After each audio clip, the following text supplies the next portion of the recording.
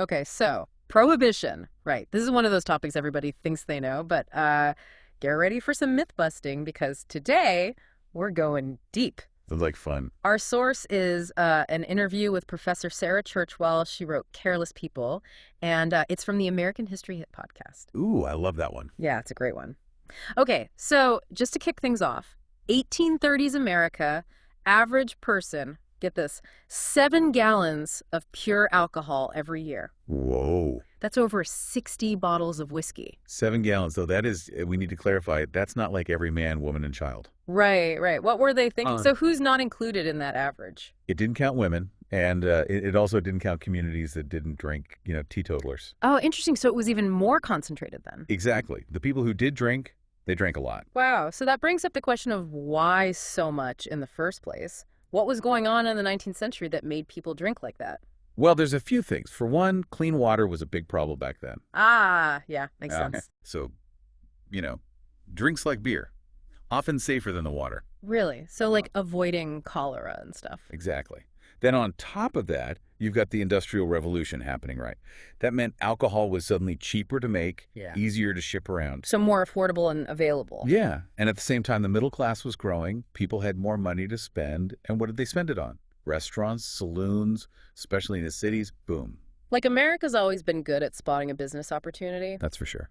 But we can't forget about the huge wave of immigrants coming in at the same time. They must have brought their own drinking cultures, right? Absolutely. You had German immigrants in the Midwest. They found all these limestone caves, perfect for brewing. So they started making Pilsen beer, which was a new taste for a lot of Americans. Like the craft breweries popping up everywhere now, kind of? Sort of, yeah.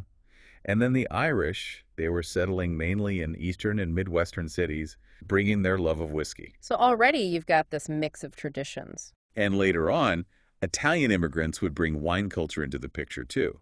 Wow, so it's not just a simple story of everyone drinking the same thing. No, not at all. But this influx of immigrants and their drinking habits, it actually created a sort of moral panic among some of the people already living here. Oh, interesting. They saw these newcomers as bringing crime and all sorts of habits that they considered, dangerous and foreign. Alien is a word you hear sometimes. Exactly. And drinking got tied up in all of that. They linked it to poverty, domestic violence, which was a huge concern back then, especially with so few legal protections for women. So drinking became like a symbol of all these problems. In a way, yes. And that kind of sets the stage for the rise of the temperance movement. Which was a big deal, right? Like we're talking one of the major reform movements of the 19th century, alongside abolition of slavery and women's suffrage. Huge. It's fascinating how all three of those movements were kind of intertwined, all stemming from this religious revival that was happening, the Second Great Awakening. Okay, so for people who don't know, what was the Second Great Awakening all about? How did it give rise to these powerful reform movements? Well, it started in the late 1700s, really gained steam in the 1800s. It was basically a Protestant revival, a lot of emphasis on personal piety, those devotional religious experiences. Fire and brimstone type stuff. Yeah, but a key part of it was this idea that people had a moral duty to reform society, not just focus on their own salvation.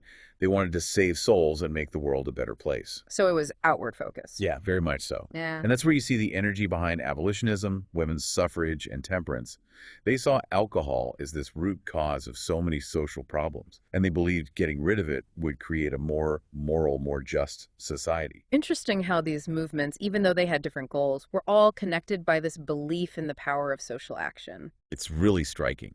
And it's also important to remember that these movements didn't just happen overnight. It took decades of struggle to achieve their goals. I mean, both prohibition and women's suffrage, they didn't finally succeed until 1920. Shows you how dedicated those early activists were. Absolutely. And at first, their focus was more local, right? They were trying to get alcohol bans state by state, which is kind of like some of the debates we see today, about nationwide laws versus states' rights. Exactly. That tension between national solutions and state-level action. It's something we still grapple with today. So we have this growing concern about alcohol, these movements gaining momentum. Yeah. What were the main groups pushing for prohibition? Well, two organizations were particularly influential. The Women's Christian Temperance Union, or WCTU, and the Anti-Saloon League, or ASL. Okay, let's break those down. What was the WCTU all about? They were founded in 1874, and they were all about creating a sober and pure world. They really believed in abstinence, purity, and upholding Christian values. And they were pretty vocal about it, weren't they? Oh yeah, they used some pretty strong language to demonize alcohol. They called it demon liquor. Said it turned people into demons, led them to damnation. Wow, that's some powerful rhetoric. Hard to imagine that flying in today's world. It might sound extreme to us now, but for them, it was a deeply sincere mission. They really believed they were saving souls and protecting families. So it wasn't just about banning booze, it was about a whole way of life. Exactly. And the WCTU, it's also important to note, they weren't just focused on temperance. They were also strong advocates for women's suffrage and other feminist causes. They saw a direct link between alcohol abuse and domestic violence, so they argued that prohibition was essential for protecting women's rights. So they were tackling these issues on multiple fronts. Very much so. And then you have the Anti-Saloon League, which was founded a little later. They were masters of lobbying, very focused on the political side of things. So less about the moral arguments and more about the practical consequences of alcohol. Yeah, they focused on things like crime and social decay, arguing that saloons were the root of the problem. And they were really strategic, targeting elections, supporting candidates who were pro-prohibition. So they played the political game effectively. Oh, yeah, they were very good at it. And their efforts, along with the WCTU and others, they eventually paid off. Because in 1919, after decades of fighting at the state level, the 18th Amendment is passed, and prohibition becomes the law of the land. A national solution to what they saw as a national problem. Exactly. But of course, passing a law is one thing, enforcing it is another. And that's where the Volstead Act comes in. Oh yeah, the Volstead Act, 1920, that's where things really start to get interesting. That's where we see the unintended consequences of prohibition start to unfold. So we've got this amendment, the 18th, it's the law, no more making, selling, or moving booze around. And then the Volstead Act comes in to, put some teeth into that. But we all know just because something's illegal doesn't mean it goes away, right? Exactly. It often just drives it underground.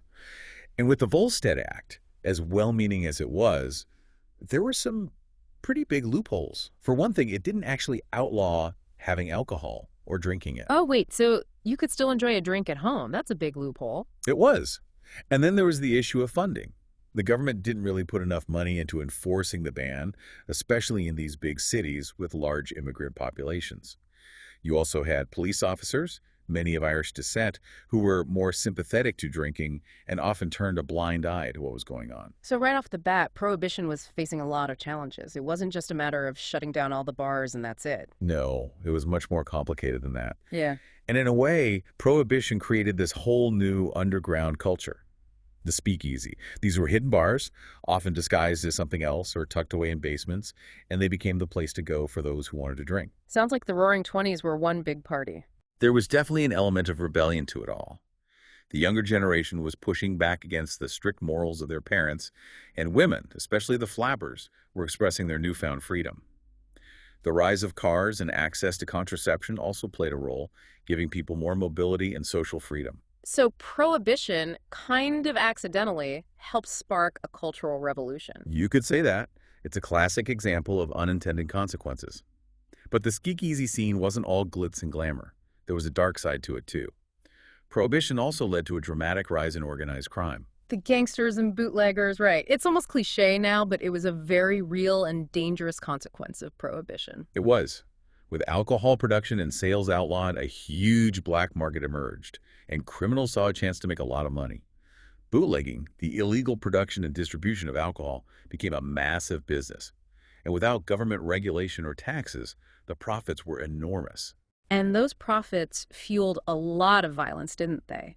Rival gangs fighting for control of the bootlegging operations. Like the St. Valentine's Day Massacre in Chicago in 1929, that was a brutal reminder of how dangerous things had become. That's right. The rise of organized crime, driven by those prohibition profits, had a devastating impact on many communities. The violence was rampant, and corruption spread through law enforcement and politics. It shows how trying to legislate morality can sometimes backfire and create problems that are even worse than what you were trying to solve. But the violence wasn't the only unintended consequence. There's also the story of how the government tried to discourage people from drinking denatured alcohol. Ah, yes, that was a misguided attempt to deal with the consumption of industrial alcohol, which was easy to get and often used to make bootleg liquor. The government decided to make it even more poisonous by adding things like methanol and benzene, thinking it would scare people off. Wait, the government intentionally tried to poison people? That sounds incredibly reckless. It was a terrible policy. Instead of deterring people, it actually made things worse.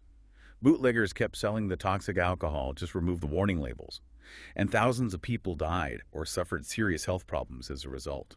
It's hard to believe that actually happened. They essentially created a public health crisis while trying to solve one. But even with all these unintended consequences, the support for prohibition started to crumble, right? It did. By the late 1920s, public opinion was shifting. The experiment had clearly failed, and the social and economic costs were too high to ignore. So, how did prohibition finally end? What was the final straw? The Great Depression. With the economy in a tailspin and unemployment soaring, the states were desperate for revenue, and they saw taxing alcohol sales as a way to get it. So, prohibition became a victim of the economic crisis. You could say that the 21st Amendment, which was ratified in 1933, repealed the 18th Amendment and brought an end to prohibition in America. What a story. From noble intentions to a rising crime, a public health disaster, and ultimately an end driven by economic necessity. It really makes you think about the complexities of trying to change society through laws. Absolutely.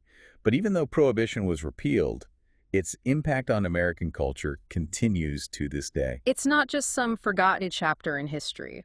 What are some of those lasting effects that we might not even realize are connected to prohibition? Well, one interesting thing is that prohibition actually helped create cocktail culture.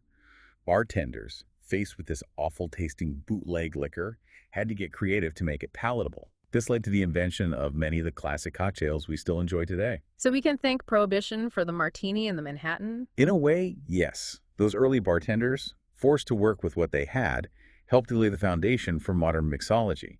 And then there's the impact on jazz music. Right, speakeasies became these hotspots for jazz, giving musicians places to perform and audiences eager to hear them. Exactly. Jazz thrived in the underground clubs of the Roaring Twenties, becoming almost synonymous with the era's rebellious spirit. And we can't forget about the impact on organized crime. Even though Prohibition ended in 1933, the criminal empires that grew during that time continue to hold power for many years after. That's true.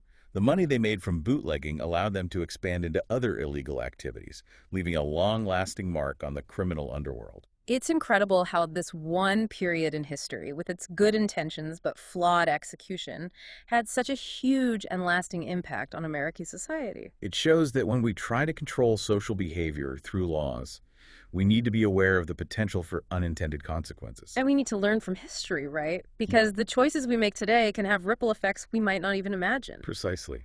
And maybe most importantly, we need to be open to the possibility that our attempts to make things better can sometimes lead to outcomes we didn't foresee. Prohibition, it really is a cautionary tale, right? About trying to do good, but sometimes things just don't work out the way you planned. Absolutely. It shows that history is never simple, never just black and white. Yeah, like the people pushing for prohibition, their motives, a lot of them were genuinely concerned about social problems, families, crime. But the way they went about it, well, that's another story. And even though prohibition was eventually repealed, it left a mark, didn't it? Like the cultural changes that happened during that time, they're still with us in ways we might not even think about. You're right. Think about the changing role of women, the rise of organized crime, even our modern drinking culture. It's all been shaped, at least in part, by that era. It's wild how something that happened almost 100 years ago can still be so relevant. History has a long reach, doesn't it? So we've really dug into prohibition today, haven't we? Its origins, the unintended consequences, the legacy it left behind. A fascinating journey for sure. But I think we should leave our listeners with a question to ponder. Imagine if prohibition had never happened. How different do you think American society would be today? What can we learn from this era of unintended consequences, especially as we face our own unique challenges in the present? Yeah, it really makes you think, doesn't it? About how the choices we make today, even with the best of intentions, can have consequences we might not even foresee. History has a way of repeating itself if we don't pay attention to the lessons of the past. Well said. This deep dive into prohibition has been eye-opening, to say the least. It just goes to show there's always something new to learn, even about subjects we thought we knew. That's what makes history so exciting. Absolutely. Well, on that note, we're going to wrap up our prohibition exploration. Thanks for joining us, and until next time, keep exploring, keep asking those tough questions, and never stop learning.